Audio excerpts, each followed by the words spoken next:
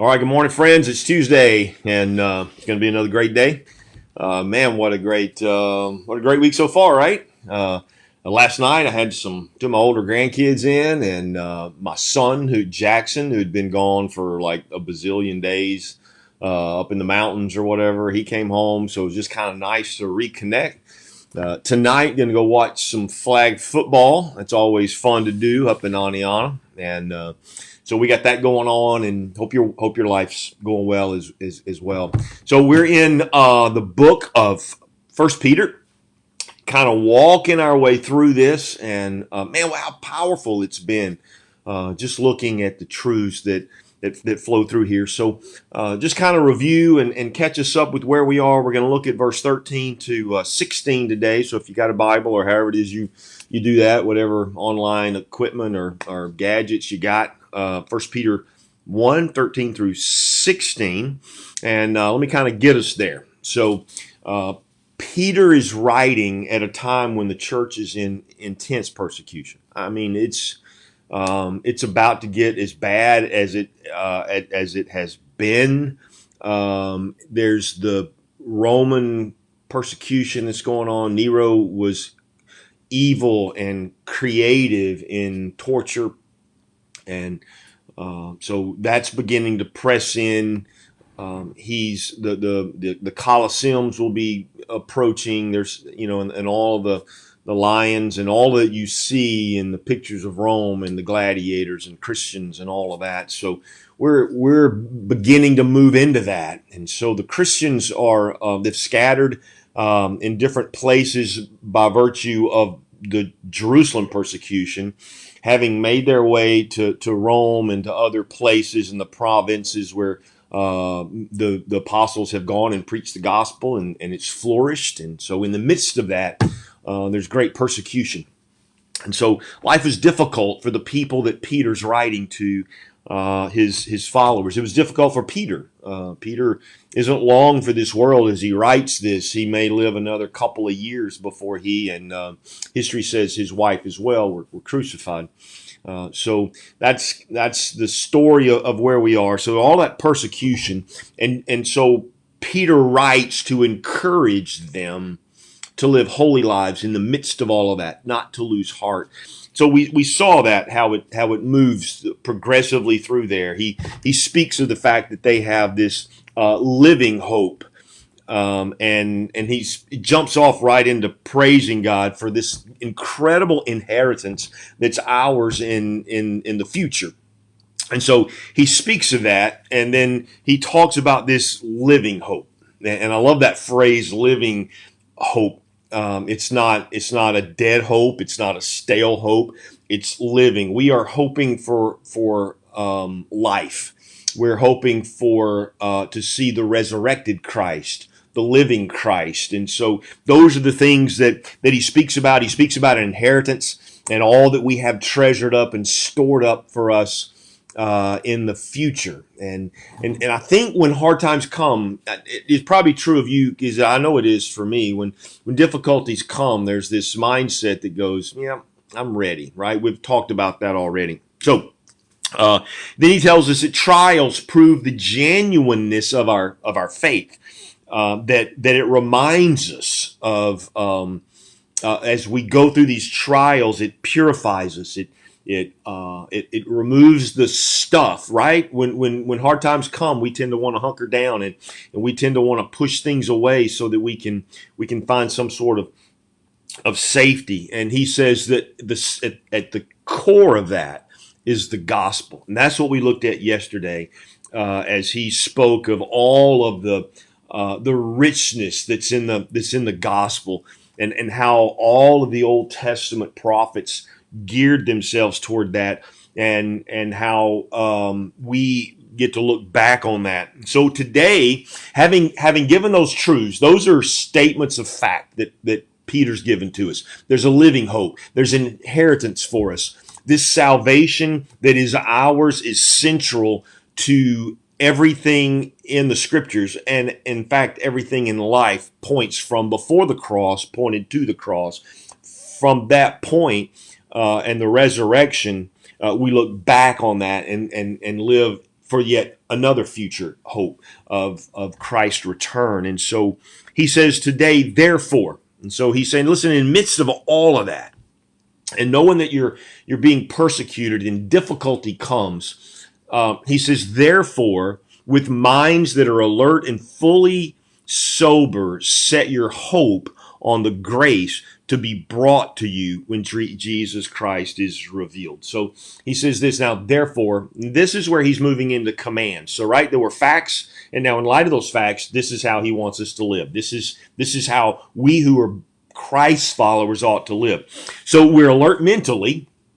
We know mentally, and we are sober emotionally that life is hard, but there is a future. This is what he. So we're alert. We're alert mentally. We know life is hard. We know these trials are but for a season, and we know that there is a hope in the future.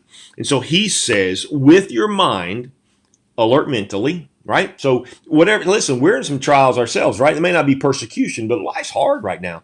There's some difficulties that's creeping in from all sorts of environments, from the health and the virus that we're in the middle of, from a political season which is creating this hate and this angst and this just all kind of things. From some of us, not so much the health aspect of COVID, but some having lost income and work and money, and so there's things that are tight and all of that going on. He says, in light of all of that, and the fact that you and me who are believers have this salvation, let's be mentally alert. Let's be sober emotionally. Let's don't get distracted. Let's don't get stupid here. Let's just focus. And he says, you fix your hope on the grace that Jesus is bringing when he returns. Now, this is crucial. We're going to talk a little bit about hope today. Hope is trusting in the future. Faith is trusting in for today, right? So I have faith that today the Lord's going to meet my needs. I have a hope and that's a certainty. Hope is what gives me the ability to trust God for the future, that he is coming back, that this isn't all there is, right? So those two things are different. Remember when in the scriptures, Paul writes to the Corinthians, now these three exist: faith, hope, and love, right? We hear a lot of people talk about faith. We hear a lot of people talk about love. Hope is a word is pregnant with possibility. And so he's reminding us that in the midst of our difficulties, we have this hope. It is a faith. It is a trust. It's a sister to faith. But whereas, like I say, faith focuses on provision for today, trusting God for today. Hope is trusting God for tomorrow, for a future reality. And so that's where we are. And he says, I want you to fix your hope on the grace that Jesus is bringing when he returns. Now, we've talked about the fact that you and me are being saved, right? We were saved in the past. That is, our sins have been wiped away. We have been justified. We are righteous before God. We are now presently in the process of being saved. That is, we are putting off the old man, putting on the new. We're being sanctified. And he's going to talk about that in a minute. And then we will be saved. That is that we will be glorified. There's going to come a day when everything that we've been hoping for becomes a reality. We see Christ face to face. We are reunited with the believers, the great cloud of witnesses that the writer to the Hebrews speaks of. We have an eternal home. We have this inheritance. Sin is no longer an issue. There's temptation is gone. Sorrow is gone. Joy is ever present. Worship is constant. All of this is where we're going. And so he's saying, listen, in light of all the difficulty and knowing about all these salvations and knowing that your trials are coming, you fix your hope on that. Nobody talks about this much, but I am utterly convinced that when I keep my focus on that, my life feels a lot freer, feels a lot easier in a sense, even though it's difficult.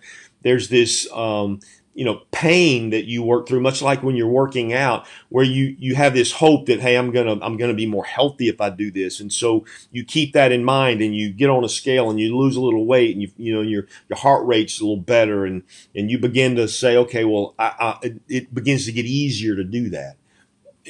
From a biblical perspective, Peter was the same way. You remember when Peter was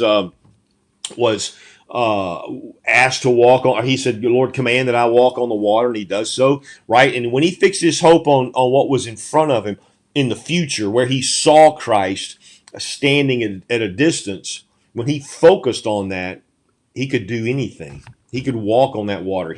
Nothing was impossible for him. But when he got distracted, that's when he began to sink. And this is this. So Peter, having that physical illustration, I believe, is thinking about that when he comes to this point and says, "You fix your hope on the grace that's to come." Right. And so this is what he's called us to. So let's kind of look at what he says. Therefore, be minds that are alert and fully sober. Set your hope on the grace to be brought to you when Jesus Christ is revealed at his coming. So the Lord comes, all that grace is ours. What we've been wishing for, what we've been hoping for, that we just talked about, it's ours. So then he says, when you fix your hope on that, as obedient children, and he gives us two things. This hope lifts us, right? It takes the focus beyond today. And so he says two things you need to do. Focus or don't conform to the evil desires you had when you lived in ignorance, right? When you didn't know there was a hope and you thought all there was today. Don't live like that. Those are evil desires. But just as he who called you is holy, then you be holy in all you do. For it is written, be holy because I am holy. So he tells me two things. Don't conform and be holy. This is a theme that's woven all the way through Scripture. If we go to Hebrews chapter 12, which I think we looked at yesterday, the writer of the Hebrews says the same thing. Therefore, surrounded by these great cloud of witnesses, that's similar to what Peter's saying. Hey, Old Testament prophets all longed for this moment. He says, let us throw off, the writer of the Hebrews does, everything that hinders and the sin that so easily entangles, and let us run with perseverance the race marked out for us, fixing our eyes on Jesus. Can you see the parallel? The scriptures are beautiful because there's harmony in everything they do. Paul talks about putting off the old man, putting on the new. And so these are the things that we're thinking about today. So life is difficult, but I have a hope.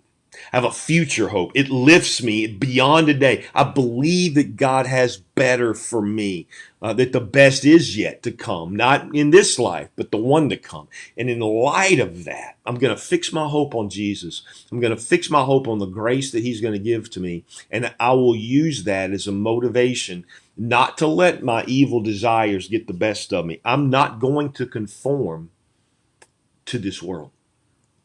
And I'm not gonna grovel. I'm not gonna get jealous. I'm not gonna see somebody whose life looks better than mine. I wish I had that. I'm not gonna complain. I'm not gonna whine. I'm not gonna do those things. I'm gonna enjoy the journey that God has for me. No matter how difficult it is, I'm gonna trust. I'm looking beyond. And so I know the goal, I know the prize, and I'm fixing my eyes there. And so I need to eliminate the things that distract, just like a runner, with writer of the Hebrews speaks about. Running a race, I'm going to lighten my load. Let us lay aside the sin that so easily entangles us, is the way the writer to the Hebrews says. That sin, it means not just a specific, not just any sin, but it's the sin, definite article, a specific trigger trap for you and me. Some of us are prone when difficulties come to grab hold of a sin, whether it's the sin of jealousy, the sin of envy, the sin of mistrust, whatever those things are, worry, and he's saying lay aside that sin and run the race. That's what the writer of the Hebrews says, and Peter is saying something similar to it. So he says those are reasonable steps for those whose hope is in heaven, that we would put off the evil desires, and we would be holy. Now, holiness is a two-edged, like scissors. There's the putting off, and the putting on. Holiness isn't just not doing bad, it's doing good. It's a twofold thing. That's why Paul says, put off the old man, put on the new man. So here's a question for us. I'm going to let us go. What right now in your circumstance where you are, just your circumstance, don't think big picture, think your circumstance right now, whatever difficulty you feel like you're in, whatever is going on in your world, you're going to do three things. You're going to be sober and alert. You're going to put your mind and your eyes on the future. Okay, this isn't always going to be like this. This too shall pass. There will come a day when you will see grace in full measure, and so you're going to do that, and you're going to whatever you have to do that. If you have to put a poster on your refrigerator, there is a future. I have a hope. I have a living hope, right? Second thing is, what is it that you need to stop doing that the world is tending to push you toward? That's what he says. Don't be conformed to the evil desires you had when you didn't have this hope. So practically, get out a piece of paper and say, I need to stop doing this. Whatever this is, I need to stop worrying. I need to stop chasing too many things. I need to lighten my load materialistically. I need to declutter my mind from social media or from TV or from news, whatever it is. I need to stop doing these things, right? What are those things? What is your trigger trap? What is it, that sin that Satan knows if he throws this bait, that's the one you're going to grab? What is that? You have to put that off. This is what he's telling us to do. Put that off. And then he says, what is it? So the third thing rather would be this. What do I need to start doing? What do I need to start doing? That's the holiness. What do I need to do in order to be more holy? What do I need to do? For some of you, it may be not simply, but maybe reading the word more, saturating yourself with it more. Maybe it's just you're listening to this, but then you take a little bit of time and you just rehash some things like I'm inviting you to do now. For some, it may be more prayer. For some, it may to love some of those people that you aggressively that you feel are the ones who are putting you in this persecuted or difficult situation. Holiness is about forgiveness. It's all of those things. It's a proactive, maybe it's generosity. I'm going to be more generous. I'm going to start giving more. These are the things that we have to ask ourselves, because this is what people do who have a living hope. In the midst of turmoil and trouble, they have a living hope. We fix it on that, and then we do two things. We put off the things that are going to slow us down. We put off those evil desires. We don't conform. We don't live like the world does. We have a hope. They don't. And we're going to be holy. We're going to live godly lives in the midst of this stuff. All right, that's the message today, man. It's good, isn't it? Convicting. We got homework to do, so let's get after it. And I look forward to seeing you tomorrow.